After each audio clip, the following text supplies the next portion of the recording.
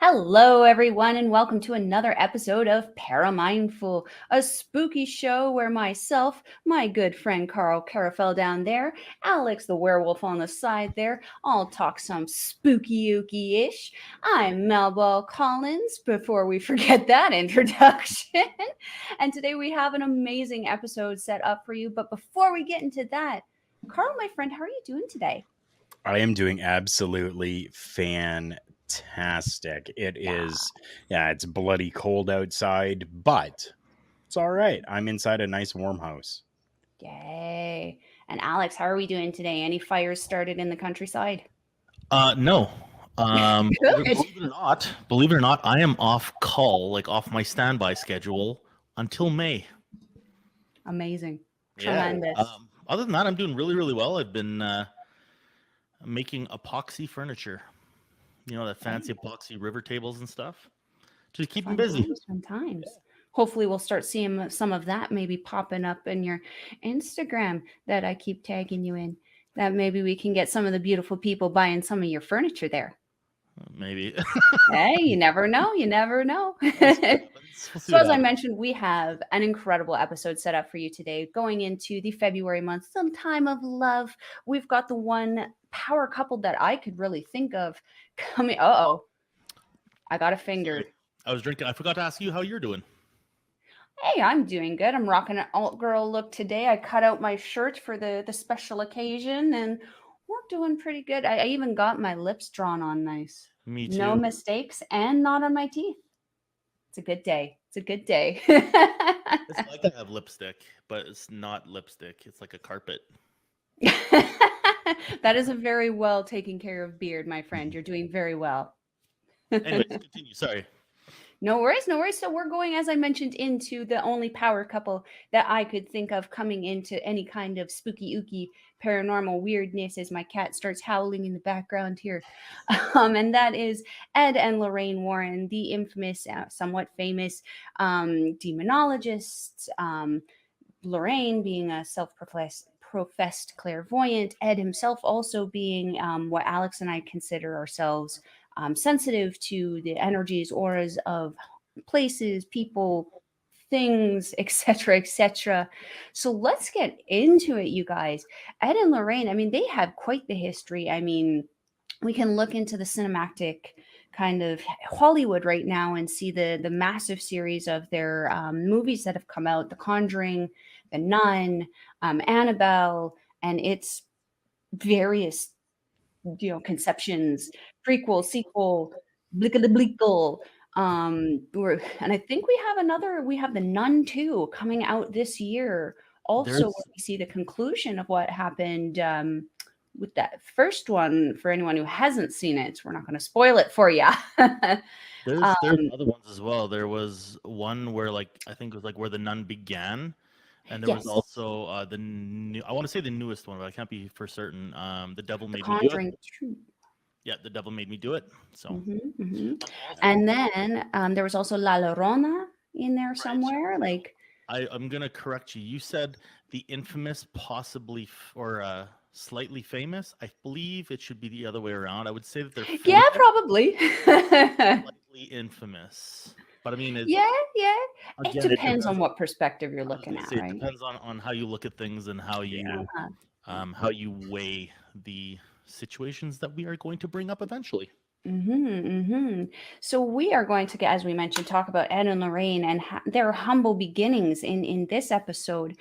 So Ed himself, just pulling up my notes here. Um, where are we? All right, there we go. Ed Warren was born September 7th, 1926, in, I believe it was Connecticut. Connecticut? Yes, Bridgeport, Connecticut. Ed himself started seeing what he would consider spirits and apparitions at about age 5 that he remembers. And he described his first apparition as actually the dead ghost of his dead landlord, who had died very recently. And she appeared to him in a very translucent form, with a black lace kind of hanging over her face. This was something he obviously had spoken to his father about, but was told to not really kind of bring it up. He kind of grew up in this time period where this kind of stuff was very hush hush. It wasn't considered something that you really talk about. Very, what's that word? Taboo? Is that still a word that we use? I think it's probably still that same way. To an extent, Just yeah, yeah. knowing what his religious background is, Hmm. how Yeah. it's Hmm. very similar to mine. I mean, I guess my previous one, anyways. I guess Hmm. um, it's still taboo, legit. Hmm. Yeah. Hmm. Which Keep your is mouth very shut. interesting. Yeah, yeah. It's really messed up because you would think that a gift is given by somebody Hmm. upstairs, and they're Of like, all the no, things we celebrate, keep it shut, hide it away, don't tell anybody. Yeah, it's so almost like Frozen. sure. You know?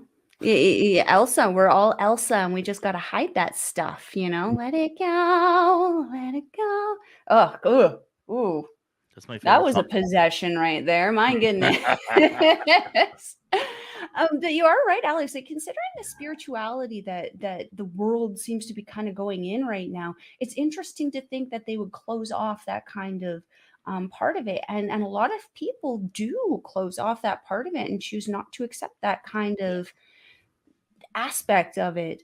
Um, Getting back to Ed here, though, Ed became interested in more spiritual kind of things, hauntings, that kind of thing, upon hearing his father over talk with a priest in one of the churches that he was in about the possession of a man who would actually take on the likeness of a pig. And this was something that absolutely fascinated Ed. He had never heard of anybody acting like this. So to think that spirits or anything could actually make a human being look like this or appear like this was absolutely fascinating to him.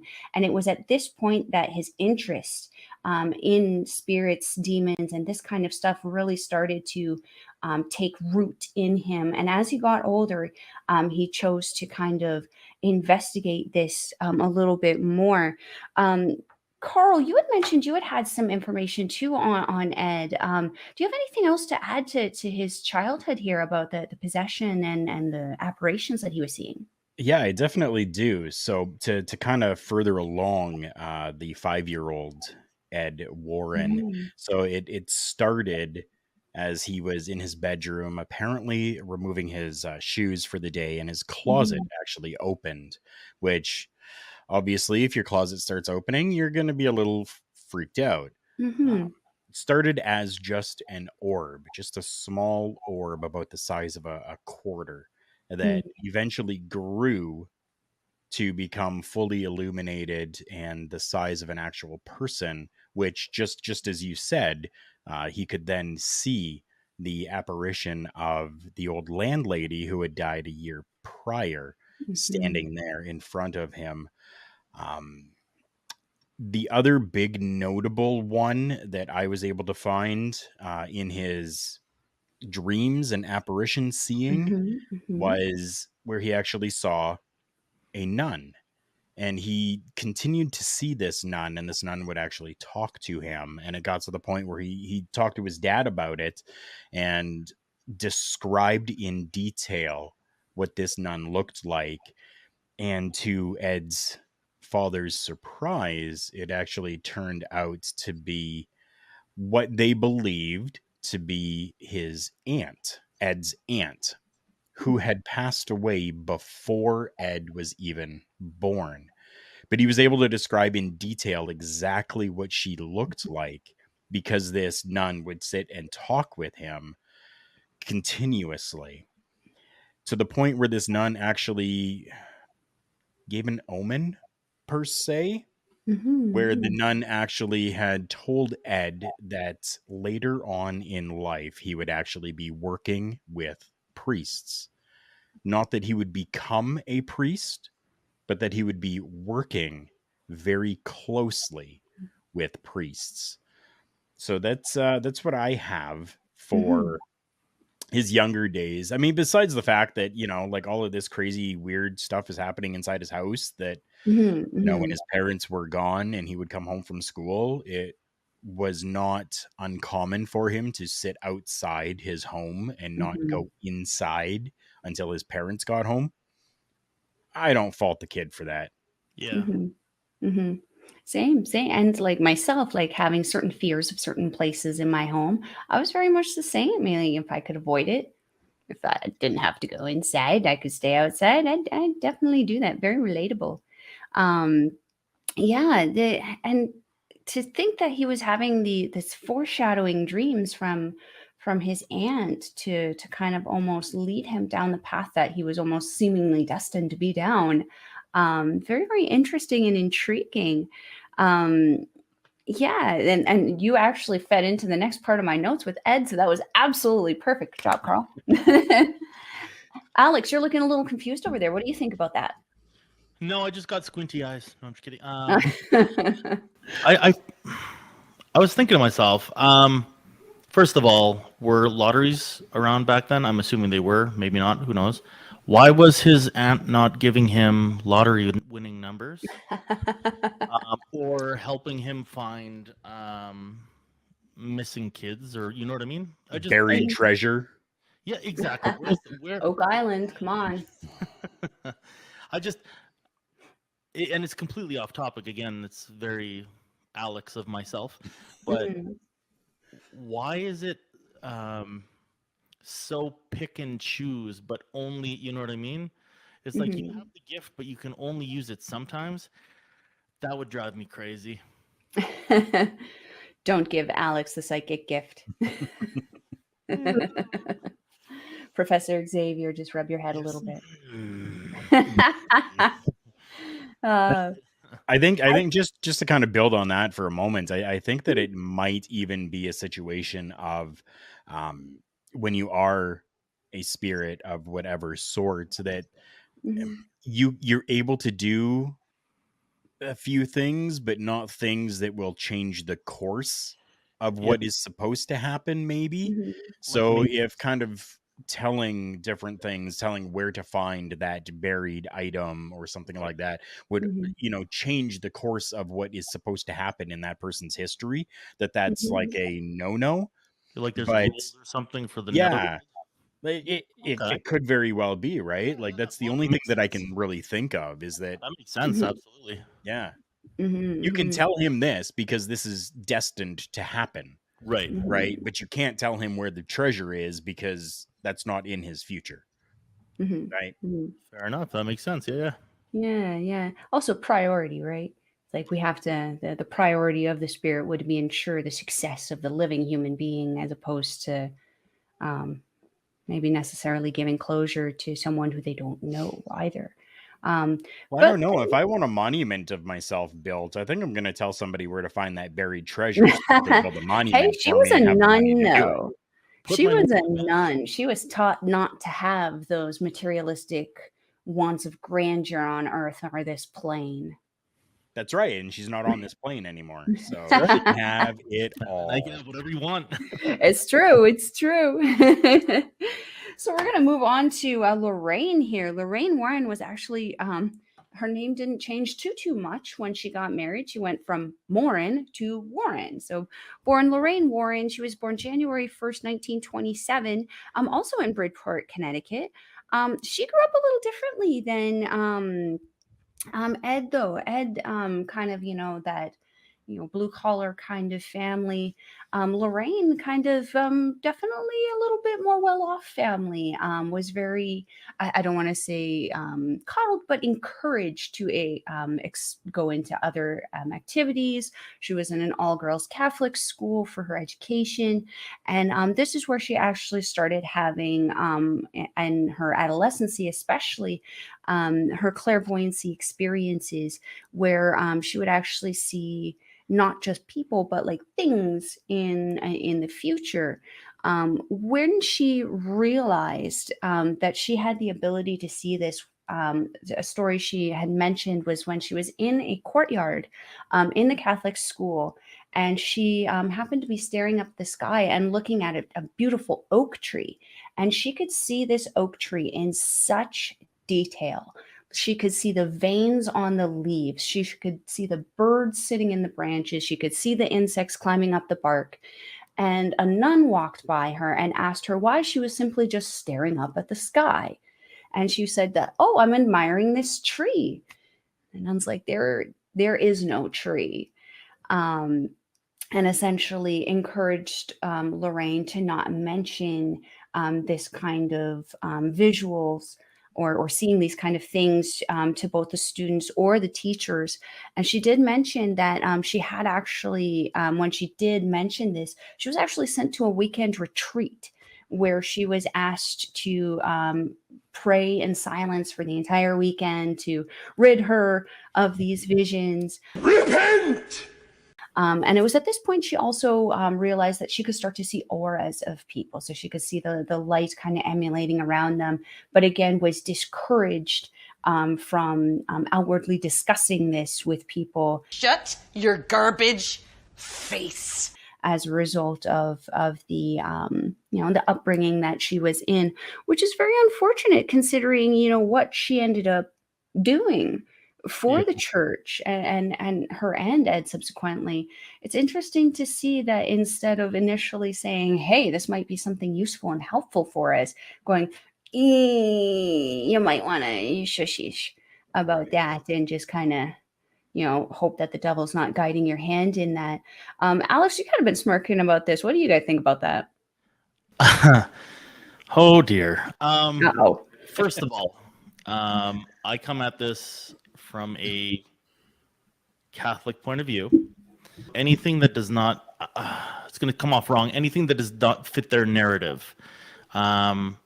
So people who can see things like clairvoyant or clairaudient people or clairsentient people, it's oftentimes it's, oh, that could be the sign of the devil. Let's put you in a room and you just pray the hell out of yourself. You know what I mean?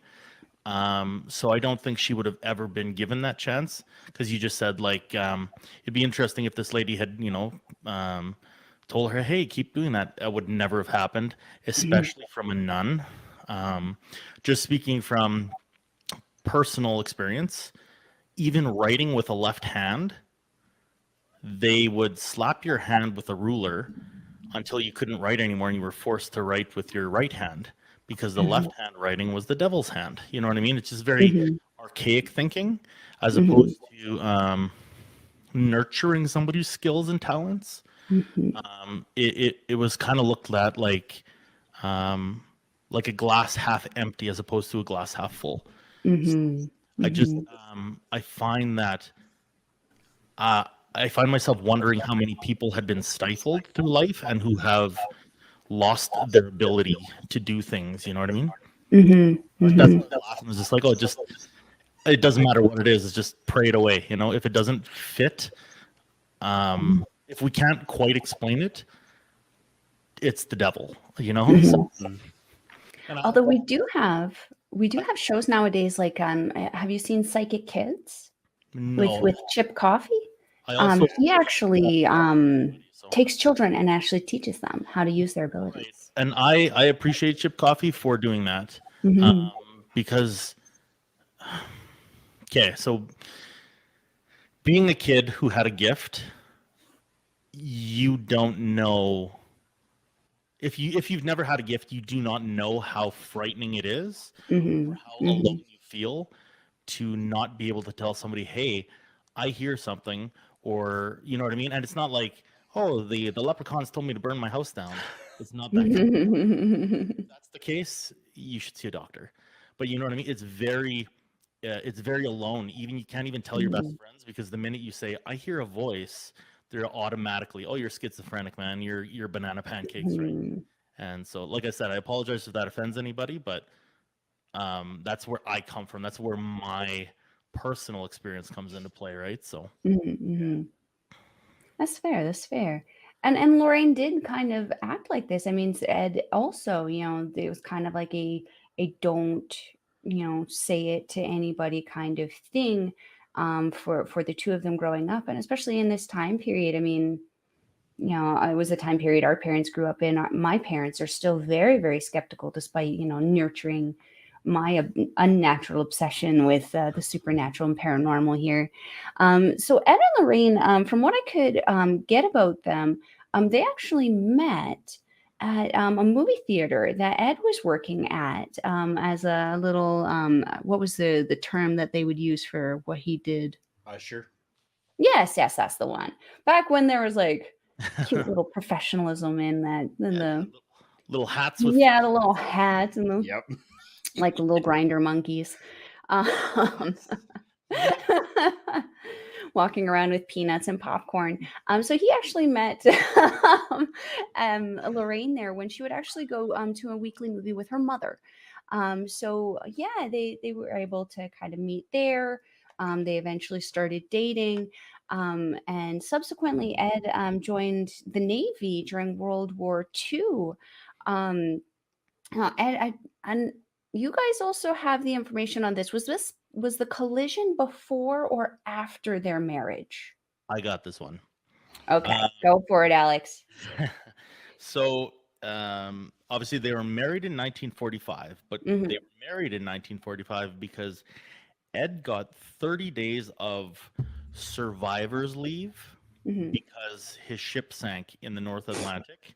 Yes. And while he was on this leave, him and Lorraine got married. So it was within those 30 days. So Perfect. Yes. Yeah, So it was. Ed Go ahead. was 17 when he joined the army.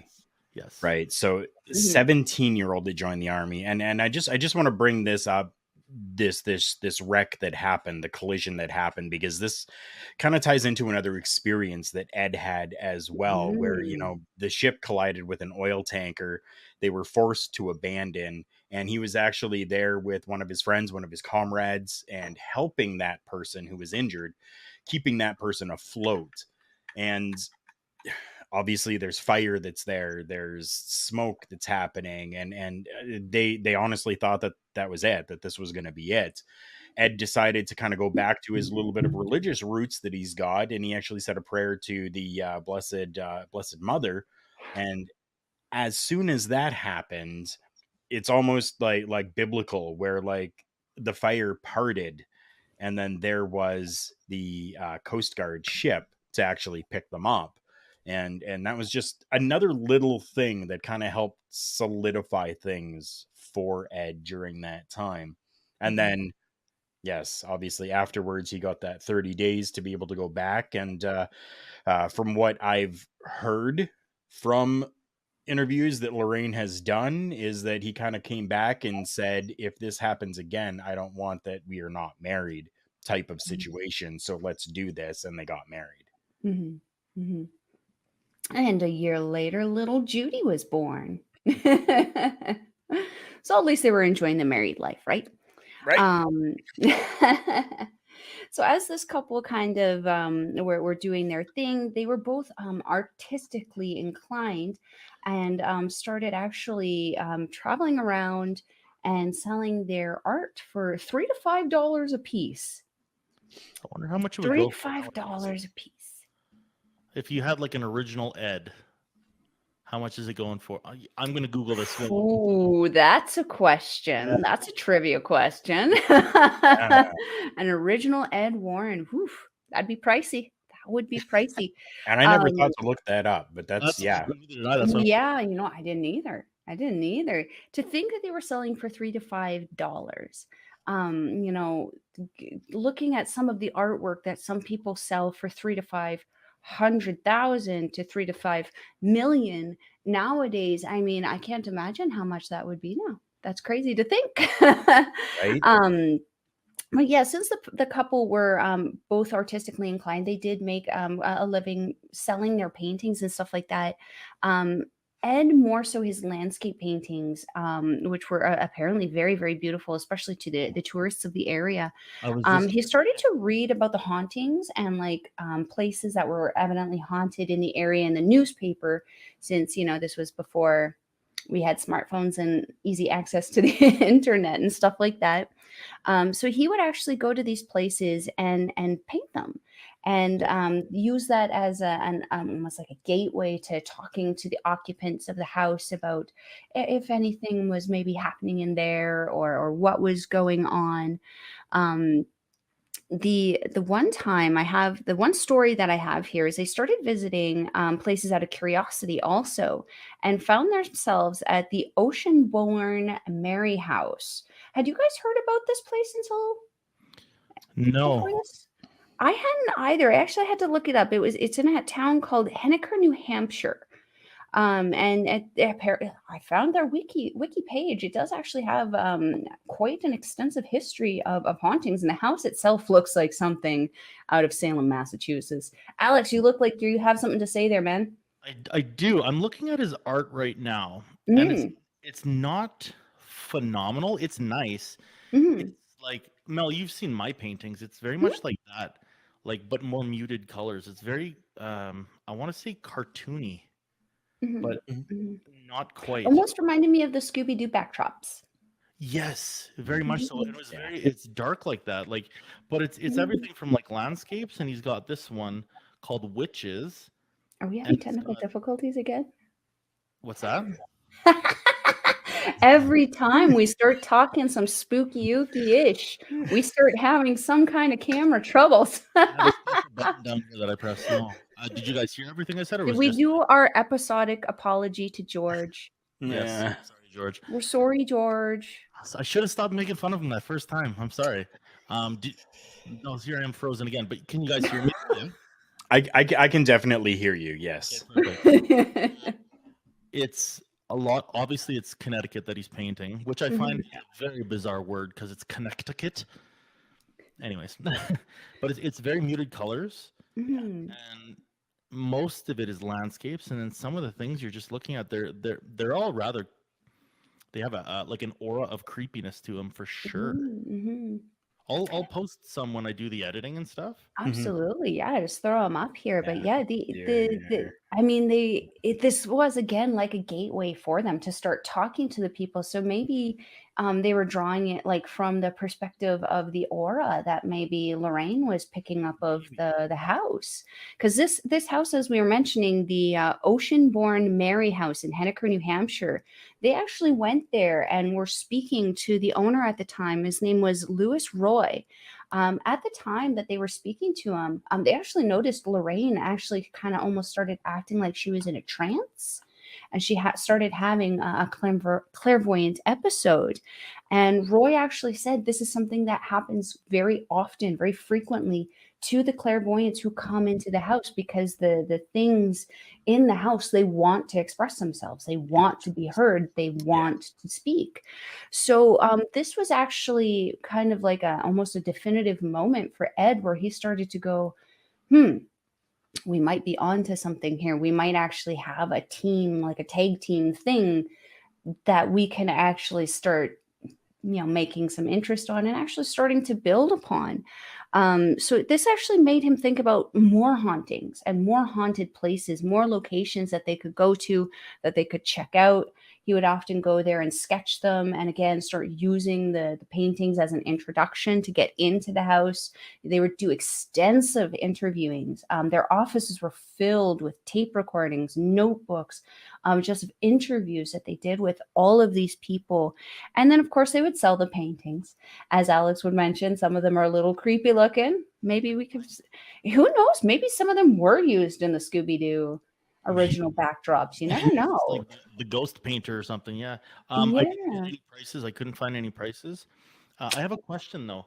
Mhm. Did he ever sketch what he saw as, you know what I mean? Because like he had the dreams and stuff of like the nun and everything. Did he ever draw any of that, or? No, the movies would insinuate Lorraine was the one doing that, but it was never mentioned if it was him or not. Right. I don't mean at like a location per se, but you know how like he saw the his aunt or whatever. I was just kind of curious if he ever painted any of that kind of stuff, but Oh, that makes me trigger a bad thought there. what do you mean? I mean, the only nun that we know that confirmingly we saw was his aunt. Oh shit. Like, that just opened a can of worms. Now they made the movie The Nun, and there's The Nun 2, and oh my god. And we know from again from the movies what the nun was apparently. The name showed up throughout the entire movie. You have to really be looking in the background there to see. And we know that once the demons, once you know their name, you can actually demand control over them, which ultimately for a clairvoyant or for an exorcist, this will be your best tool in getting rid of whatever the problem is. But yeah, now I'm kind of like triggered and now concerned about this nun far more than I was before. um at that question. Knowledge is power. It's definitely something worth thinking about, because Hollywood likes to kind of blow Embellish. things up a little. Yeah. So, in real life, it was made to seem like this nun was a good person and a good influence in Ed's life. The cinematic universe, it was never implied, even though in his real life it was, that the nun character was a positive influence on him. So this is a very, and considering the Warrens' also involvement, specifically Lorraine's, because Ed sadly did pass in 2006. Um, the Warrens were heavily involved, even Lorraine making cameos in the movies up until she passed. So yeah, she would have had creative control over to some degree over what was being portrayed in the story. So it is very interesting and now concerning. The Haunting in Connecticut, she was Yeah. an advisor, and she was also the she got to say, hey, no, don't put that in there, that's not what happened, that kind of thing, right? So Hmm. she had the So final yeah. okay, so It's concerning now. Something we may have to talk about in our next episode, where we break down some of the cases. We may have to bring up some of that there. So Now yeah, I wouldn't, but I wouldn't go like look too far deep into we might that. I not be mean, able like to find yes, anything. Ed's aunt was a nun, Hmm. but Lorraine had quite the negative experiences with the nunnery and the all Catholic or all girl Catholic school and stuff, right? So Hmm. this movie that's based around those situations could be Lorraine's story and not Perception. Ed's. Yeah, I was that's having true. I was having a conversation with Carl before you came on here, Mel, Mm, and I was talking about how people might not know what a nunnery is. mhm, Small towns, a lot of people will probably know that if they're a little bit older. mhm, A nunnery is basically where a whole bunch of nuns sleep. It's like their house, and mhm, there is a main nun they called Mother Superior, mhm, and she was like the head nun in charge of all the other nuns. And usually there it was a large building that was next to the church.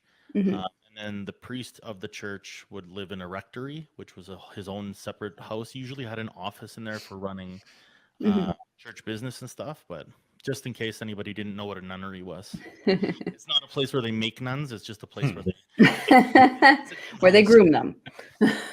It's a nun house. It's where they put the nuns together. Yeah, it's like, and then they would have like certain places for education too, right? For them to like learn about like their prayer and. So usually, what would happen is they would go to for priests and for deacons and stuff, they would go to what's known as a seminary. I Mhm, don't know if that was the same thing as as for the nuns. mhm. I'm not sure because obviously I'm not a nun. If you Can't couldn't tell. relate. um, but that's something I could find out if you're ever interested. But I know Mhm, that they would take the vow just like the priests would, mhm, and so they would to effectively keep them away from temptation, they mhm, would all live 20, 30 nuns in a nunnery, also known as a convent. mhm, But mhm. depending on your religion and stuff, there's different wordage. But yeah, For sure, for sure. yeah. Yeah. Man, going back to these guys, going back to Ed and Lorraine. By the 1950s and 60s, they were kind of like that New England couple that everybody knew that were like, if you have they were like the Ghostbusters before the Ghostbusters were a thing. Before we had telephones to call the Ghostbusters, you called Ed and Lorraine Warren. They did have quite the reputations, again, as I had mentioned, studying, documenting, interviewing every kind of thing that they kind of interacted with. um they soon discovered that a spirit could use the energy of the people around them to communicate, and this was when they would start using the verbiage of like attacks or oppression, possession, and they recognized that attacks usually happened in a purposeful way. So this is how they started kind of essentially building what I refer to as the template of hauntings, where people kind of go in, they establish communication. That's the word I was looking for. Establish communication, figure out the intention, and figure out if the attacks are with malicious intent or just simply, like kids, actual children, not things disguised as children, actually having fun and just being bored and not recognizing that they're dead. Um, so yeah, they as they kind of started figuring this out, they started writing books on it. Then the cases started coming, which obviously we are going to get into our next episode. But like, guys, the one last fact that I found out here is that half of Americans actually still believe that supernatural paranormal things exist. So yeah, how interesting is it that to think that the Warrens potentially buried that seed of belief in the 50s and 60s with their exploration and stuff like that?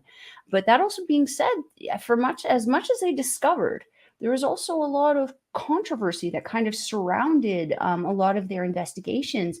In particular, the case of The Devil Made Me Do It, which Alex has a lot of information on, and we're going to get into. Alex, take it away. I just wanted to add something about Lorraine. So, even though she knew she had clairvoyant skills, she remained a skeptic for a very, very long time, like a staunch skeptic until like her later life, and then she started to look at things as I do, I guess, as a skeptical believer, and it was to the point where she was tested. Her skills were tested,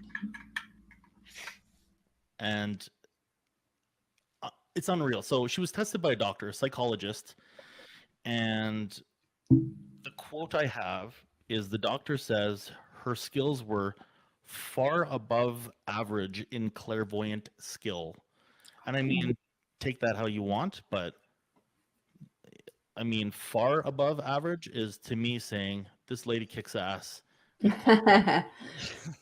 that isn't a confirmation, I don't know what is. Right? So, and it was a doctor who was a Scientologist. I was going to say Scientologist.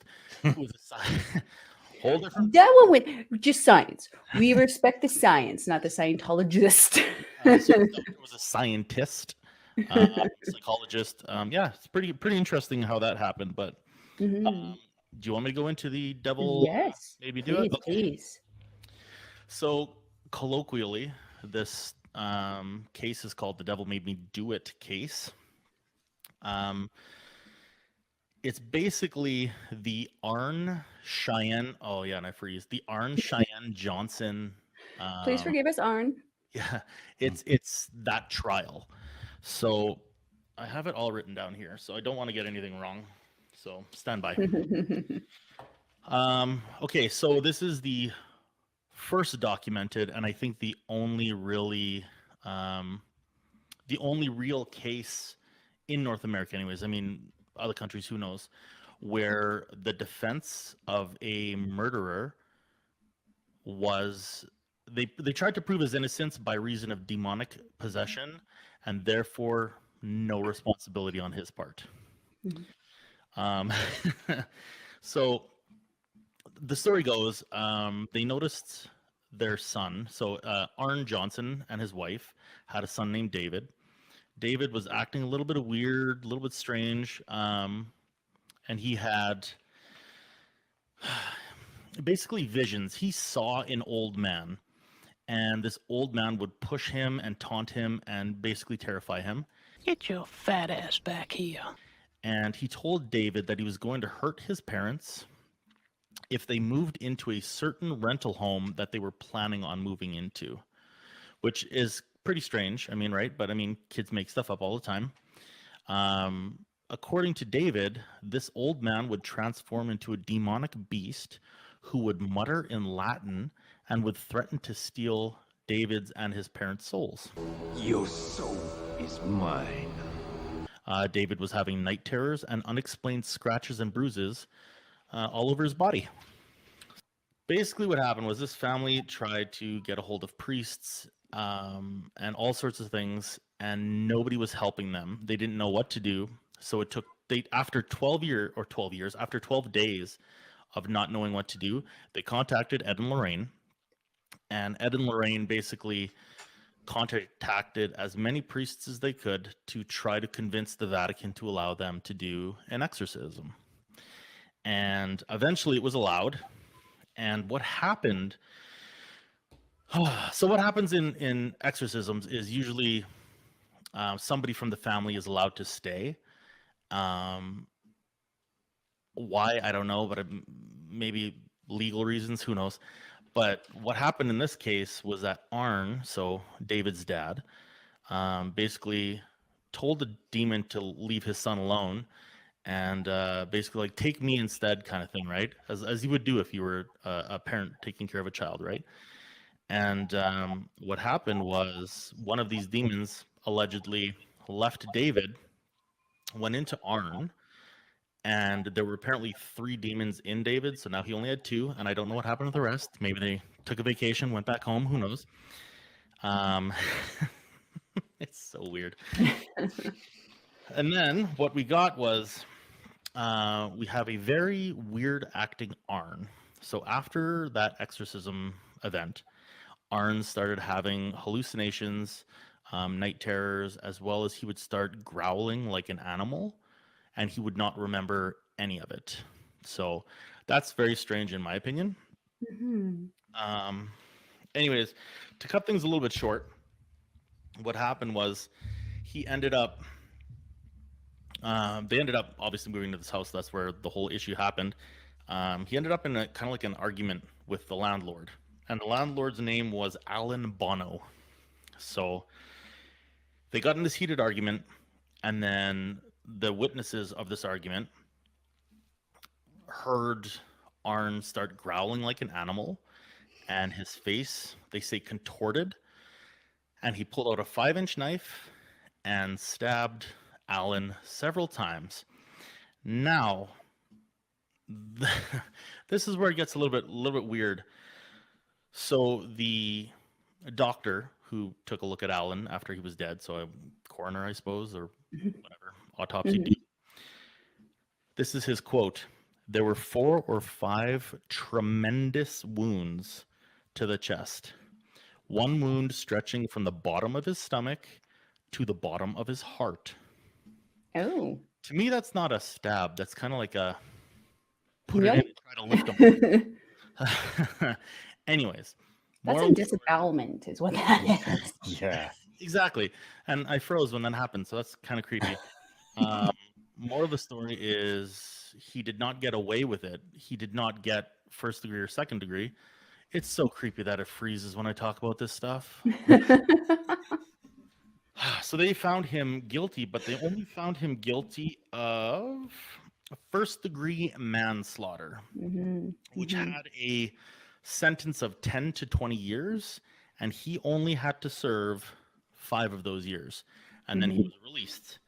But this is the interesting thing. After he had killed Alan Bono, they had found him, was it 3.2 kilometers, or for the Americans, 2 miles away. Like he had just booked it. And they don't know if they booked it because he thought he was an animal or something, or just he didn't remember killing him, didn't remember running, nothing. Basically, he lost the court case because the what would they call it? The prosecutor, whatever, Mhm.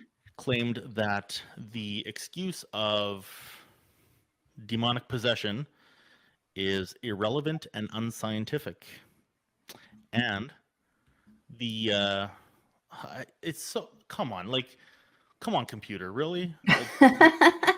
For sure.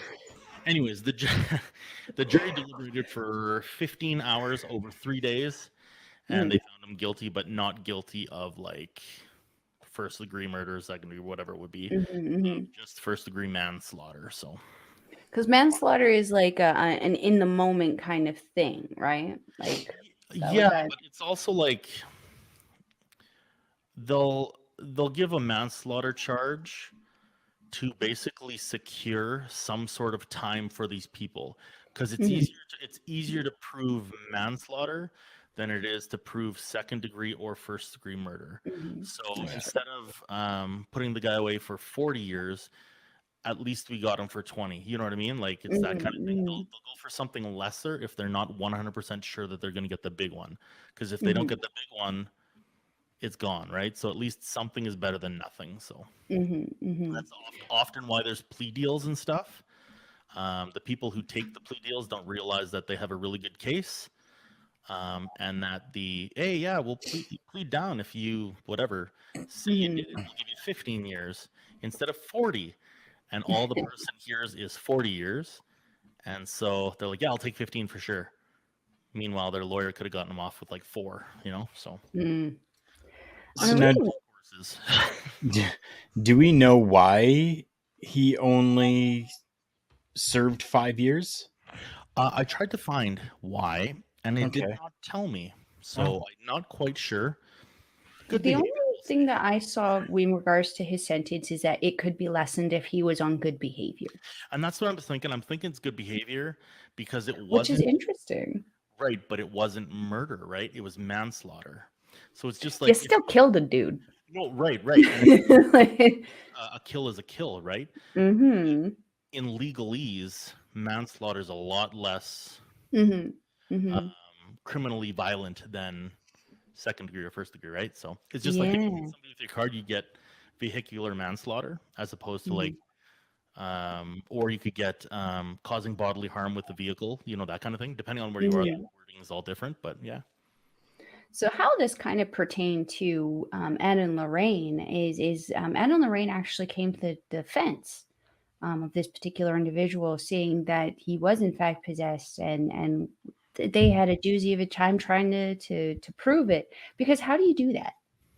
How how do you prove if someone was of sound mind or not? How do you prove if when they did slip into that other kind of thing that it wasn't a mental kind of break? There's been points where I'm sure, in our lives we can think back where we don't remember something happening because we just had that mental block of we just don't want to remember it, or maybe we can't remember it because it was traumatic or something, but it doesn't change that we still did it. Whereas, like, it sounds in the case of this person that they weren't themselves, and they weren't not themselves afterwards. I mean, this person straight up murdered somebody, regardless if it's manslaughter or if it's not, if it was Right. if he planned to kill this guy or if he didn't plan to kill him, he still murdered him, and he was still out in how many years? 4 years, Alex? 5. Is he frozen again? Really? 5, 5 years. I'm gonna put a cross on my. You need to put a cross on everything. Legit though, like I have an extremely fast computer, and it's like all the guts have been ripped out, and like We're just going to see Alex looking like the Avatar with a cross on his head that just goes all the way back down the middle of it next time. like there's absolutely no reason for this thing to freeze, and I just find it really bizarre how it only happens when we're talking about bizarre things. Like Who do we need to apologize to get that to stop? the first time, man. Did we have to apologize to Annabelle? Is that what we need to do? I don't know. Yeah. Creepy doll thing. The power of Christ compels you to shut Yeah. the heck up in your little box there. Piss the hell off. Yeah. Oh, we will be getting into that kind of spooky stuff next time with Annabelle. But the case of the devil made me do it was something that was very controversial for the Warrens because the public is still very very divided on it, and it's even something I've discussed with my parents who were alive and knew about this case and had heard about it. My parents both, as I'd mentioned, very skeptical. My father looks at that and goes, he just straight up murdered the guy, and he Yeah. didn't even have to serve a lot of time for it. Is how my parents feel about it. They think that the guy was of sound mind. He made a choice. It was a poor one, and it resulted in the death of an individual. I'm not so sure that the case itself is a very, very odd one, to be fair. And, when you have a lot of skeptics who are just very adamant that's not even a possibility that this person could have been manipulated by something other than their own thing. I mean, what can they really do? Was this the case where the controversy with the book came out, Alex, with the haunting or darkness in Connecticut? Was that what it was called? Yes. And Yeah.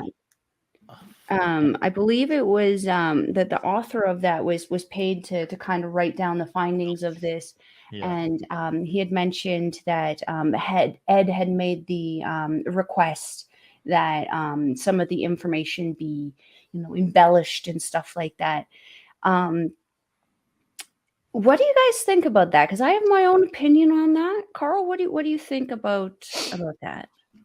I mean, shock sells, right? So if I'm going to embellish a little bit, but Mhm. not to the point where it's outrageous, well then people are going to be gripped, and they're going to want to maybe buy the book. They're going to want to maybe learn a little bit more about it.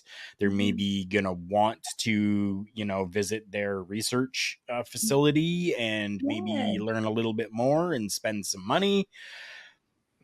It could have just very well been a money game of, if I embellish just a little bit, it's going to make it a little bit more exciting. Alex, what do you think?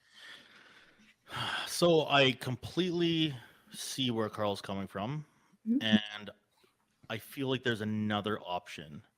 Mm. So one man's embellish might be another man's like, hey, can you just take out the names? Can you change the names? Can you change a location? Can you change a time?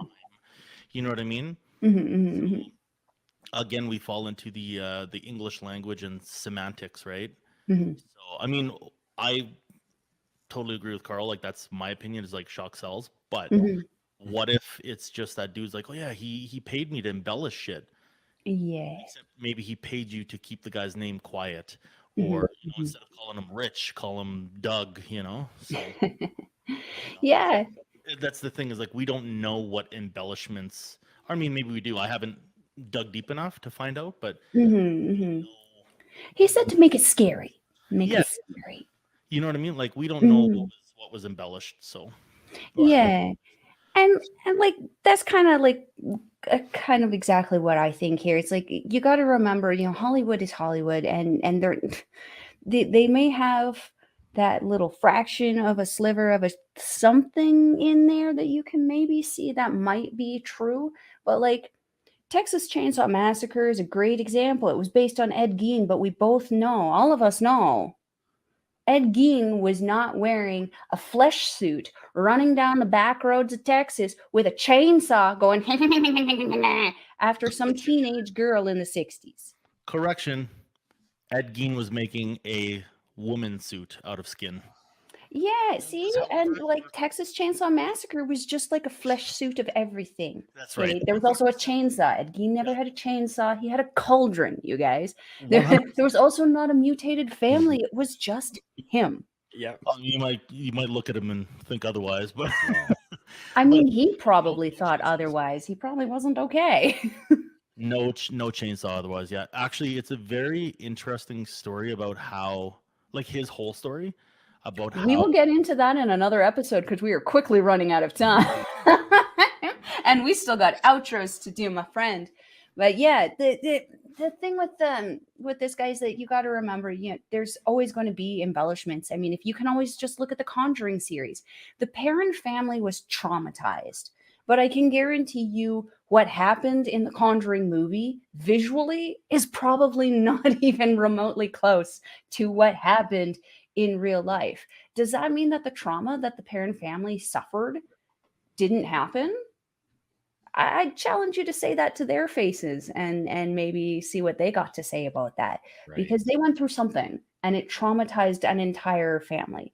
So, it was scary to them. Maybe they didn't have their mother hanging around in the rafters like a witch, scrippity croppling all over the place, but it's something still happened that traumatized them. So that being said, guys, we're going to wrap up this episode because we are all going to get so long-winded and we are getting close to the end here. But next time you can be very, very excited to be talking about the cases of Ed and Lorraine Warren. We are going to include the Amityville Horror, the Perron family house, and the Annabelle doll. You do not want to miss out on that. So that being said, we have to quickly talk about our sponsor, Rogue Energy. If you go to their website, rogueenergy.com, use our promo code that Karl has thrown up at the bottom there, OLE Pods. You can get 10% off your order. They have energy drinks, they have hydration drinks, and they have protein drinks.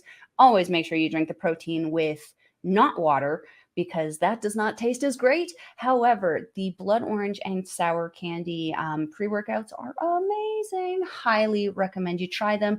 And you can get your choice of drink cup if you order that for $17.99 US. I have my Miner Shaker Kawa downstairs. She's a Shaker Kawa. That's what she is. So that being said, Karl, if we are wanting to follow you on social media, where are we going to find you, my friend? It will definitely pop up here somewhere. It is my link tree. Super quick, simple, easy. linktr.ee/Karl Caravel.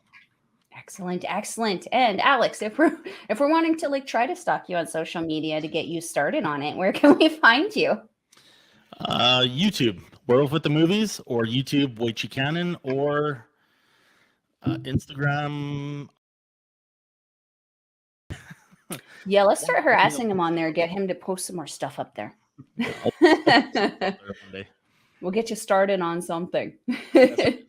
And if you're wanting to follow a Melball, you can follow me on Twitter at Collins Melball. You can also follow me on Instagram, Mastodon, and Facebook at Melball Collins. You can find me on YouTube at Andre and Melball's Wrestling Talk, usually every Monday, Wednesday, and Friday now, it seems, because New Japan and Stardom are just putting out endless tournaments that I have to watch, and I'm not complaining.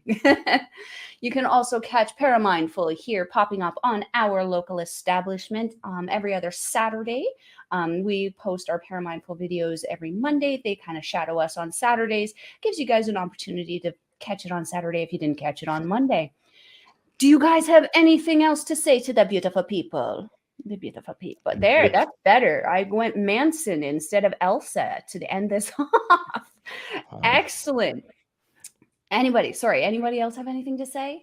No. We are good to sign off. Awesome. Well, everyone, I am your Melball. Over there is Alex. Down there is Karl Caravel. We will see you next time. Keep us spooky.